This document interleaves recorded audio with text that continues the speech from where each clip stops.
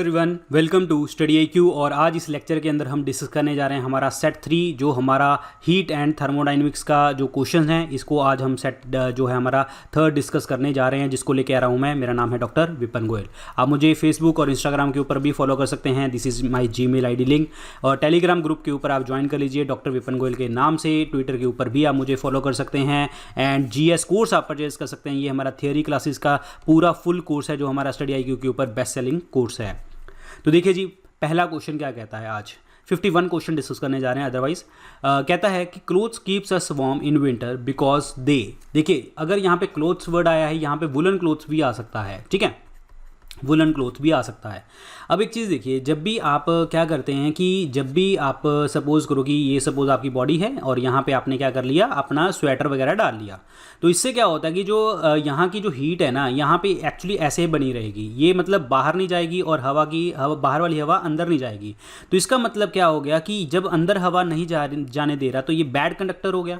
So bad conductor मतलब कि अंदर नहीं जा रही। अगर जा रही होती तो वो गुड कंडक्टर होता, ठीक है, तो गुड कंडक्टर होता। तो इसका मतलब वुलन क्लोथ जो है वो बैड कंडक्टर ऑफ हीट की तरह काम करते हैं, ध्यान रखना। और ये क्या करता है कि हमारी बॉडी हीट को यहाँ पे प्रिवेंट नहीं होने देता, बाहर जाने नहीं देता। और सेम एग्जांपल अगर आप ऐसे लगा लो कि एक सर्दियों के दिनों में किसी पर्सन ने जो है, ये कोई पर्सन पड़ा हुआ है और इसने एक चादर ऊपर डाली हुई है, और अगर किसी पर्सन, ये मोटी चादर है और किसी पर्सन ने जो है ये लेटा हुआ है यहाँ पे, और इसने क्या किया, 2 चादर डाली 1 और 2, तो कौन से पर्सन को जो ठंड नहीं लगेगी, वो इस पर्सन को ठंड नहीं लगेगी। क्यों? क्योंकि ये 2 पतली चादर हैं, ये मोटी चादर है। ये मैटर नहीं करता है, ये मैटर करता है कि जो आपकी बॉडी हीट है वो यहाँ से हवा जो है यहाँ पे ट्रैप हो जाएगी, जिसके कारण जो है बाहर वाली हवा अंदर नहीं आ सकेगी और अंदर वाली जो गर्मी है वो बाहर नहीं जा सकेगी। और इट मींस ये किस तरीके से काम करते हैं, बैड कंडक्टर की तरह काम करते हैं और अपनी बॉडी हीट को बाहर नहीं जाने देते। सो इसका मतलब आंसर क्या बनेगा, prevent the heat of the body from escaping. That means D option क्या बनेगा,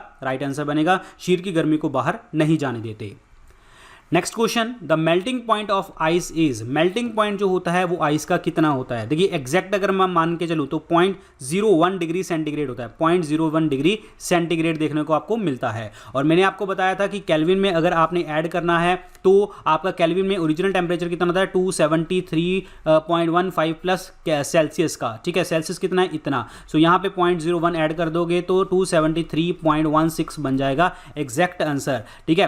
273.16 is the correct answer. Otherwise कई बार ये 0.16 ये कुछ लिखा नहीं होता, तो 273 प्लस आपने 0.01 कर देना है, तो ऐसे भी आंसर आ सकता है। अगर डिपेंड करता है ऑप्शन के ऊपर, कहाँ पे कितनी ऑप्शन आ रही हैं, क्योंकि एग्जैक्ट जो केल्विन के अंदर ऐड करते हैं वो ये होता है 273.15 होता है एग्जैक्ट। और अदरवाइज आप कैलकुलेशन करने में 273 ले लेते हैं। Answer is C option. Heat stored in water vapour is. जो हीट स्टोर होती है वाटर वेपर के अंदर वो कौन सी होती है, ये हमने डिस्कस किया हुआ है।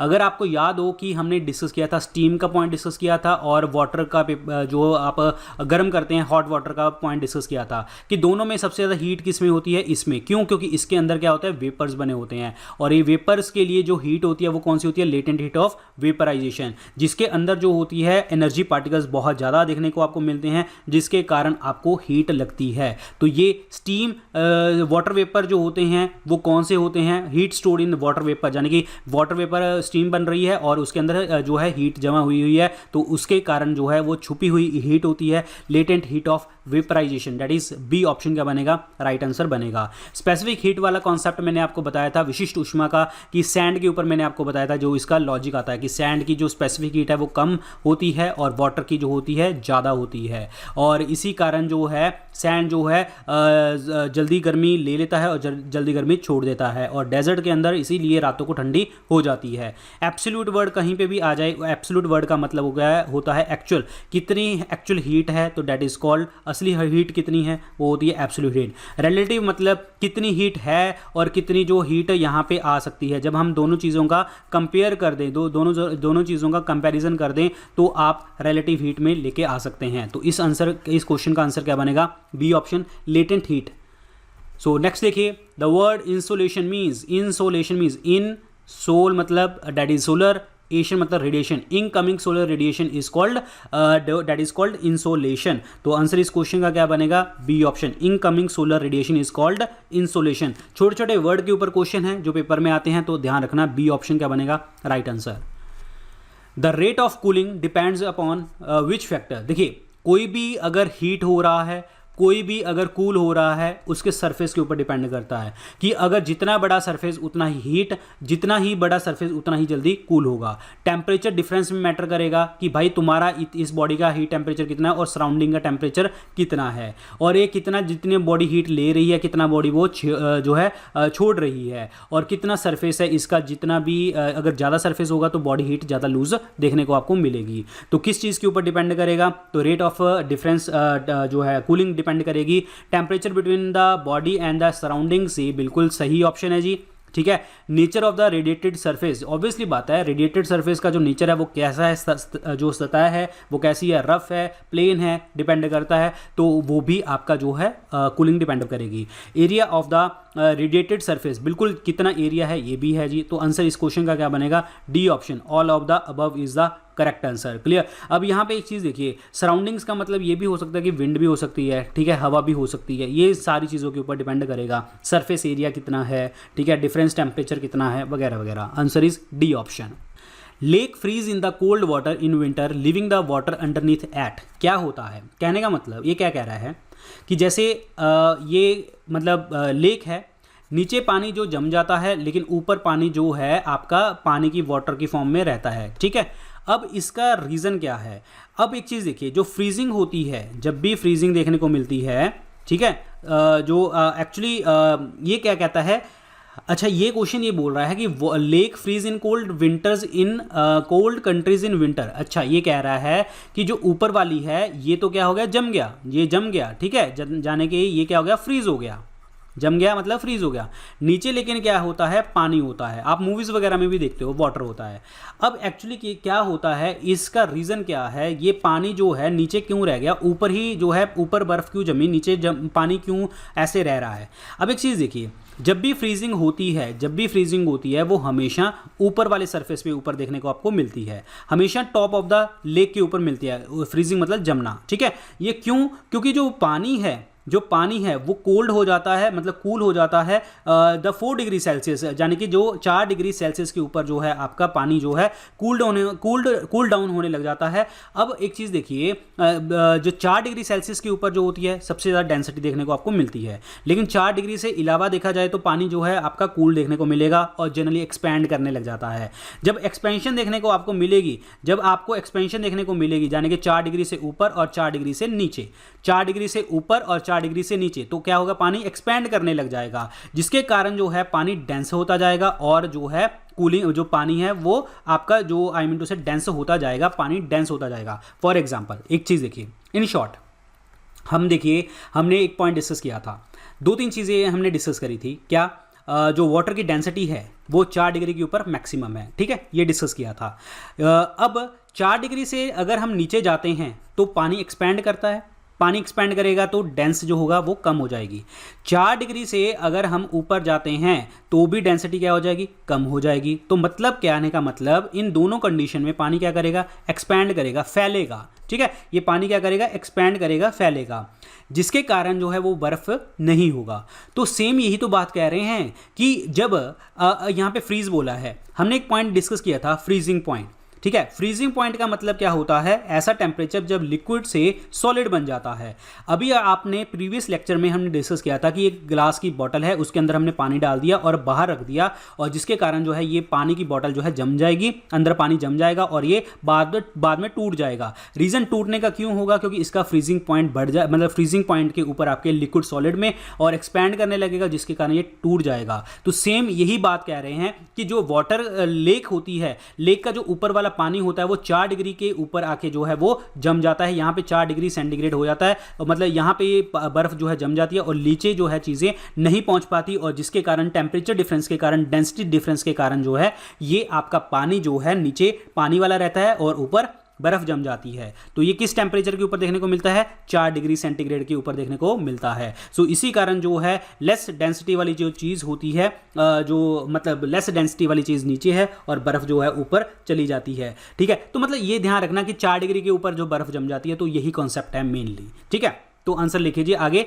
The density of one water is 1 gram per cubic centimetre. इस 1 है, ठीक है, ये एक 1 है, it's not I, it's 1 gram per cubic centimetre is it's strictly valid at, अभी हमने डिस्कस किया था क्या, 4 डिग्री सेंटीग्रेड के ऊपर। 4 डिग्री से नीचे जाएंगे, 4 डिग्री से ऊपर जाएंगे तो वाटर जो है एक्सपैंड करेगा। Answer is B option. Water की डेंसिटी यहां पे मैक्सिमम देखने को मिलती है।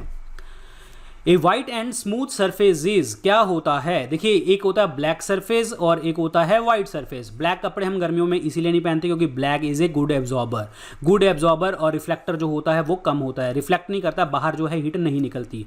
और वाइट वाला जो होता है, कभी तभी आप गर्मियों में वाइट कपड़े पहनते हैं, क्यों? क्योंकि ये जो है ये बैड एब्जॉर्बर है, यानी कि हीट को जल्दी एब्जॉर्ब नहीं करता, और जो है ये गुड रिफ्लेक्टर है। रिफ्लेक्टर का मतलब अगर हीट आ भी गई तो बाहर छोड़ देगा। ठीक है, तो वाइड वाला पूछा है और स्मूथ सरफेस के ऊपर बात पूछी है, तो ये क्या होगा? Bad absorber and good reflector of the heat, यानी कि ऊष्मा का खराब अवशोषक और ऊष्मा का अच्छा परावर्तक। दैट इज बी ऑप्शन क्या बनेगा? आपका राइट आंसर बनेगा। B option is the correct one.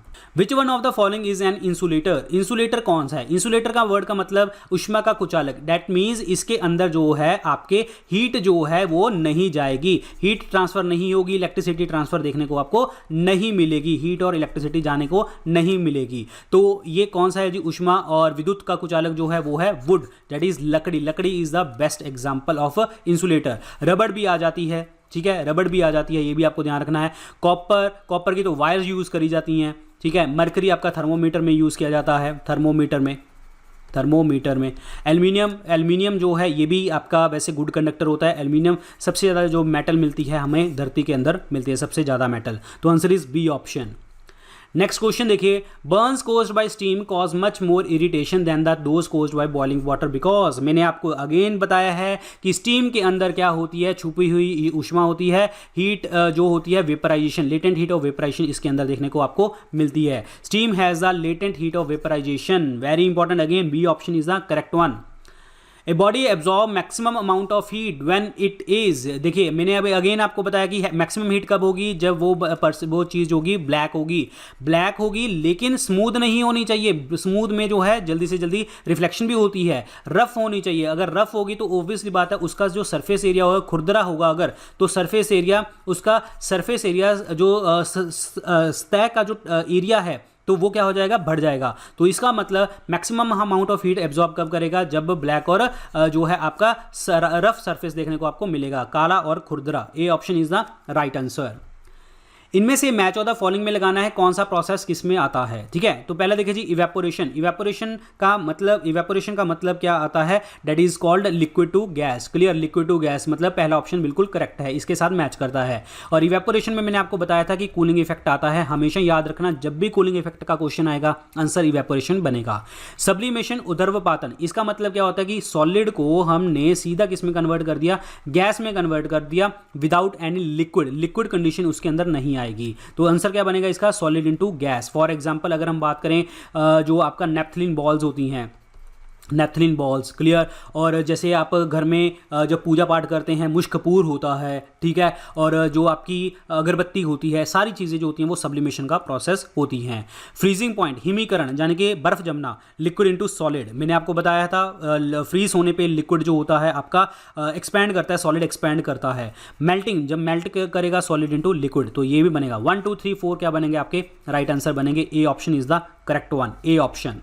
In A refrigerator what produces cooling? Refrigerator के अंदर जो है वो कूलिंग कौन प्रोड्यूस करता है? अगेन मैंने आपको अभी बताया था कूलिंग इफेक्ट कहीं पे भी क्वेश्चन आएगा तो आंसर आपको चुपचाप आंखें बंद करके क्या लगा देना है?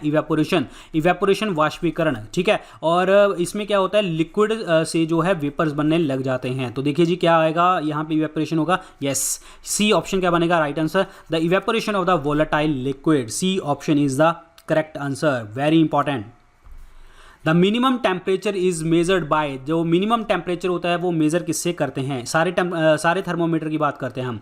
एल्कोहल थर्मोमीटर, एल्कोहल थर्मोमीटर जो होता है ना ये -1 डिग्री सेंटीग्रेड तक भी टेम्परेचर मेजर कर लेता है, ठीक है। अब ये एल्कोहल थर्मोमीटर का एक्चुअली प्रैक्टिकल अगर हम बात करें प्रैक्टिकल यूज़ कैसे होता है, फॉर एग्जांपल जैसे मरकरी है, Hg मरकरी जो थर्मोमीटर होता है, ठीक है, मरकरी जो हम नॉर्मल यूज़ करते हैं मरकरी थर्मोमीटर, तो उसके अंदर लिक्विड जो होता है वो मरकरी होता है, मेटल होती है, लेकिन मरकरी जो जम जाती है -39 डिग्री सेंटीग्रेड के ऊपर जो है जम जाती है। अगर आपने सपोज करो कि -50 मापना हो, -60 मापना हो, तो आप कौन सा थर्मोमीटर यूज़ करोगे, एल्कोहल थर्मोमीटर यूज़ करोगे, और इसके अंदर इथेनॉल वगैरह देखने को आपको मिलती है। सो थर्मोमीटर तो आएगा ही नहीं, ये आपका आएगा ही नहीं। Maximum reading thermometer, minimum reading thermometer, ऐसा कुछ भी नहीं होता। अगर मैं बात करूं क्लिनिकल थर्मोमीटर की, क्लिनिकल थर्मोमीटर में जो होता है 35 डिग्री से 42 डिग्री सेंटीग्रेड जो है आप टेम्परेचर मैक्सिमम मान सकते हैं। अगर इसको फारेनहाइट केल्विन में चेंज करना होगा तो आप इसमें निकाल लेना, ये फार्मूला इसका आता है। अगर आपसे पेपर में फारेनहाइट और केल्विन में पूछा तो ये फार्मूला आपको यूज़ कर लेना है, और ये मैंने मैक्सिमम यूज़ करके बता दिया कैसे यूज़ करना है। तो इस क्वेश्चन का आंसर क्या बनेगा, alcohol thermometer, A option is the right answer. What is the triple point of water, triple point of water का मतलब ये होता है कि जब आपका सॉलिड, लिक्विड और गैस सेम टेम्परेचर के ऊपर एग्जिस्ट करते हैं, वो टेम्परेचर क्या होता है आपका ट्रिपल पॉइंट होता है। और ट्रिपल पॉइंट जो होता है वो होता है 0 degree centigrade, 0 degree centigrade, 0 degree centigrade के ऊपर तीनों चीज़ें एग्जिस्ट करती हैं। अदरवाइज जो मेन होता है वो 0.01 डिग्री सेंटीग्रेड देखने को आपको मिलता है, ये चीज़ ध्यान रखना, ठीक है। अदरवाइज आप इसको लगा सकते हो 0 डिग्री सेंटीग्रेड को। अब यहाँ पे एक चीज़ देखिए, अब सेंटीग्रेड बता दिया तो अगर केल्विन में पूछा तो ये भी बनेगा, ठीक है। वैसे पेपर में जो क्वेश्चन आता है वो सेंटीग्रेड पे ही ऑप्शन आता है, तो आंसर आपका सीधा सीधा सी बनेगा। लेकिन अदरवाइज मैंने आपको बताया कि ट्रिपल पॉइंट ऑफ वाटर कितना होता है, 0.01 डिग्री सेंटीग्रेड, ठीक है। अब ये जो क्वेश्चन है ना, ये क्वेश्चन बेकार है एक्चुअल में, बट मैंने करवाया इसलिए क्योंकि आया हुआ क्वेश्चन है ये, और आंसर उन्होंने 0 डिग्री सेंटीग्रेड ही टिक किया हुआ है। लेकिन अगर 0 डिग्री सेंटीग्रेड ना आए तो आप इसको भी टिक कर सकते हो, क्योंकि ये 273.15 मैंने आपको बताया था कि एग्जैक्ट होता है। लेकिन एग्जैक्ट जो ट्रिपल पॉइंट होता है वो 0.01 डिग्री सेंटीग्रेड होता है, तो यहाँ पे ये भी ऑप्शन है, यानी कि केल्विन में 0.6 की, क्योंकि यहाँ पे अगर 273.15 को 0.01 से ऐड करोगे तो 16 बन जाएगा। तो मतलब तीनों ही आंसर बन सकते हैं, लेकिन मोस्ट प्रोबेबल यहाँ पे जो आंसर है वो ए और सी बनता है, ठीक है, ए और सी बनता है। लेकिन अदरवाइज ट्रिपल पॉइंट हम जो कैलकुलेट करते हैं तो वो सेल्सियस में होता है, तो आंसर इसलिए सी ऑप्शन बनाया है। लेकिन डिपेंड करता है ऑप्शंस के ऊपर, सी भी हो सकता है, केल्विन भी हो सकता है, कुछ भी ऑप्शन वहां पे आ सकती है, तो आपने उसको कैलकुलेट करके वैसे ही आंसर निकाल देना है। और 100 डिग्री सेंटीग्रेड क्या होता है, बॉइलिंग पॉइंट होता है, मतलब बॉइलिंग पॉइंट यहाँ पे होता है। और फ्रीज जो हो जाता है वो 0 डिग्री सेंटीग्रेड पे ही हमने बता दिया। और plus one more thing is boiling हो गया, फ्रीजिंग हो गया। डेंसिटी किसके ऊपर मैक्सिमम होती है, यानी कि आपका घनत्व 4 डिग्री सेंटीग्रेड के ऊपर वाटर का, तो answer is C option. When the water freezes its density, ये देखो जी फिर वही क्वेश्चन, मतलब डिपेंड करता है क्वेश्चन की जो वैल्यू है वो चेंज कर दी इन्होंने बोल दिया वाटर फ्रीज कर गया, उसकी डेंसिटी क्या हो जाएगी। अरे भाई जब डेंसिटी क्या होता है, मास अपॉन वॉल्यूम। जब डेंसिटी ये डेंस कर गया, ठीक है, जब ये डेंस हो गया तो इसका मतलब क्या हो गया, वॉल्यूम कम हो गया। तो वाटर फ्रीजेज इट्स जो वॉल्यूम क्या हो जाएगा, बढ़ जाएगा, क्योंकि एक्सपैंड करने लग जाएगा। क्योंकि क्या होगा भाई, लिक्विड से सॉलिड में कन्वर्ट हो गया। फ्रीजिंग पॉइंट का मतलब क्या होता है, लिक्विड से सॉलिड बन गया। जब लिक्विड से सॉलिड बन गया तो एक्सट्रीमली कोल्ड कंडीशन में के अंदर आके ये क्या करने लग जाता है, एक्सपैंड करने लग जाता है। जब एक्सपैंड करेगा तो मतलब वॉल्यूम बढ़ेगा तो वो डेंसिटी डिक्रीज देखने को आपको मिलेगी। सो ए ऑप्शन क्या बनेगा, राइट आंसर बनेगा। और फ्रीजिंग पॉइंट कितना होता है, 0 डिग्री सेंटीग्रेड देखने को आपको मिलता है, अभी मैंने आपको बताया था। ये क्लियर, ये ध्यान रखना। और 4 डिग्री के ऊपर मैक्सिमम डेंसिटी देखने को हमको मिलती है। 4 डिग्री से नीचे जाओगे तो आपका डेंसिटी कम, 4 डिग्री से ऊपर जाओगे तो भी डेंसिटी कम, ध्यान रखना। Answer is A option.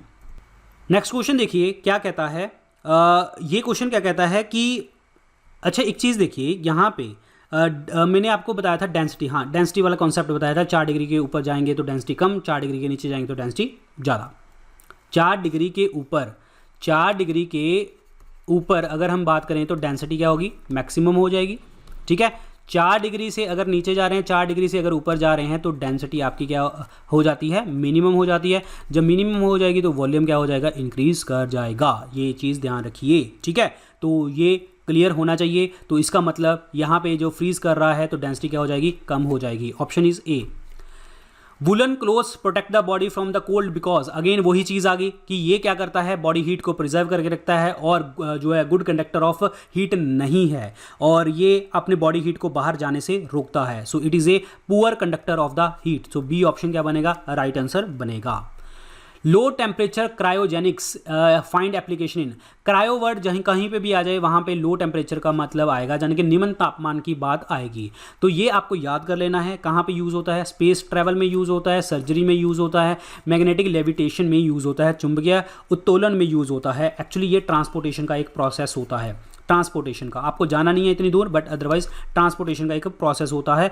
तो इसमें जो आंसर बनेगा वो ए बनेगा जी, A is the correct answer. Clear. और क्रायो प्रिजर्वेशन भी आपको पेपर में पूछा जाता है, क्रायो प्रिजर्वेशन, ठीक है। ये क्रायो प्रिजर्वेशन -190 डिग्री सेंटीग्रेड तक भी पहुंच जाती है, ये ध्यान रखना। तो इतना माइनस में चला जाता है। Answer is A option.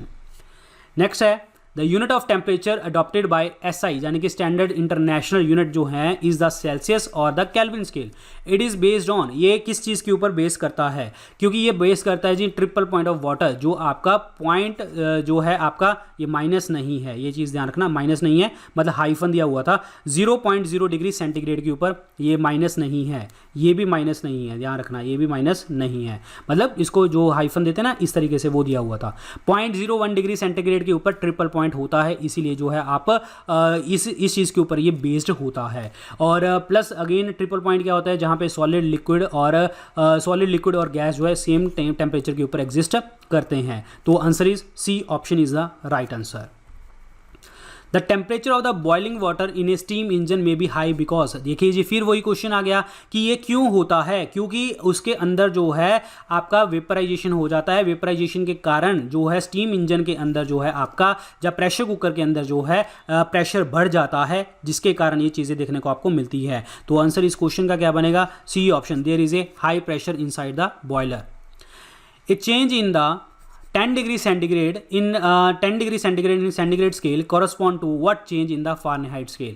10 degree centigrade change हुआ है, फारेनहाइट में क्या चीज़ देखने को मिलेगी। मैंने आपको फॉर्मूला बताया हुआ है, अगेन फॉर्मूला मैं यहाँ पे लिख देता हूँ, C/100 is equal to F-32/180 is equal to that is K-273/100। तो यहाँ पे सेल्सियस और फारेनहाइट है, तो हम इन दोनों को बराबर करेंगे। तो सेल्सियस कितना दिया उसने 10, यहाँ पे 100, F-32/180, ठीक है। तो यहाँ पे 0 से 0 कट गया, ठीक है, यहाँ से 0 से 0 कट गया, तो ये कितना बन गया, 18 इज इक्वल टू F-32। तो ये कितना चला, ये माइनस का पॉजिटिव में चला जाएगा, तो ये कितना बन जाएगा, ये तो 50 डिग्री हो जाएगा, ठीक है। ये तो जस्ट ए सेकेंड, ये 0 से 0 कट गया,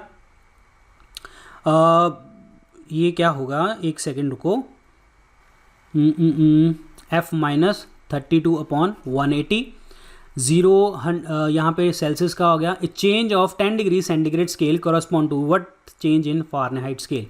ये 0 से, एक सेकेंड दोबारा करते हैं हम, C/100, ठीक है, ये C की वैल्यू इतनी होगी, F-32/180, ठीक है, ये वैल्यू हो जाती है। तो यहाँ पे क्या कहता है, इस इक्वेशन से ये क्या करेंगे हम, 0 से 0 काटेंगे, 0 से 0 काटेंगे, तो ये 18 बनेगा, ठीक है। सो 18 बनेगा तो F-32 बनेगा, तो ये F इज इक्वल टू 50 होना चाहिए। बट हम देखते हैं, एक second, A change of 10 degree centigrade, A 10 degree centigrade ये चेंज हुआ, ठीक है। और चलो ये क्वेश्चन मैं आपको जो नेक्स्ट पेपर होगा ना उसमें हम डिस्कस करते हैं, सेम क्वेश्चन को डिस्कस करेंगे। आप इसको अभी रिमूव करते हैं, सेम क्वेश्चन को अभी हम जो है नेक्स्ट जो हमारा इसका सेट होगा उसके अंदर मैं डिस्कस करूंगा। अभी इसको आप कर दो, हो सकता है कि इसमें वैल्यूज़ गलत हों, बट मैं इसको रिस्क नहीं ले सकता, हो सकता है कि वैल्यूज़ सही हों, तो मैं आपको उस लेक्चर के अंदर बताऊँगा, नेक्स्ट लेक्चर के अंदर आप इस क्वेश्चन को डिलीट कर दो।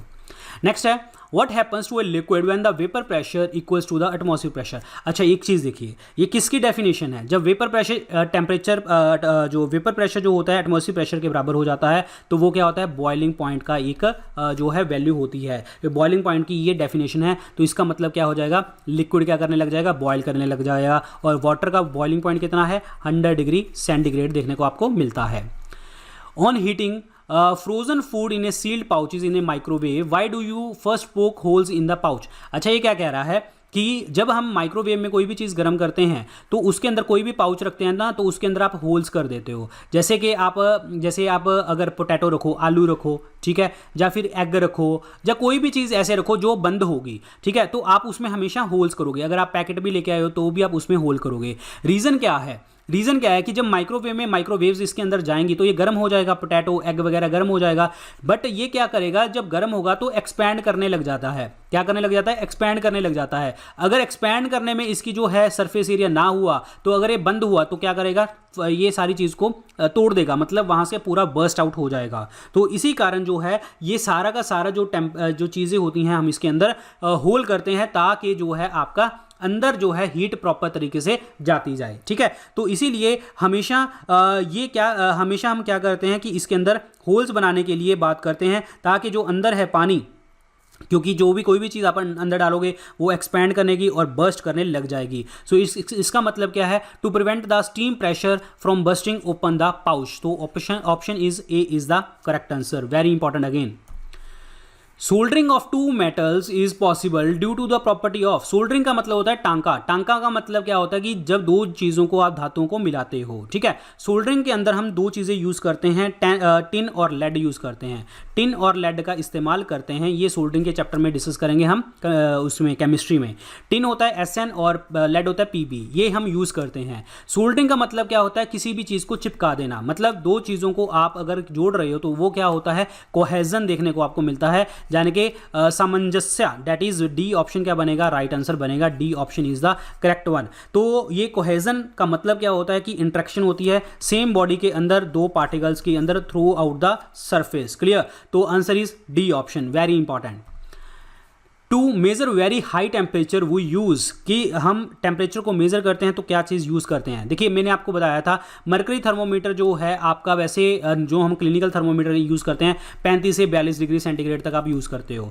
और प्लेटिनम रेजिस्टेंस थर्मोमीटर जो होता है ये एक ऐसा थर्मोमीटर है जो टेम्परेचर के अकॉर्डिंग जो है वो रेजिस्टेंस को भी पैदा कर देता, मतलब रेजिस्टेंस को भी मेजर करने में हेल्प करता है।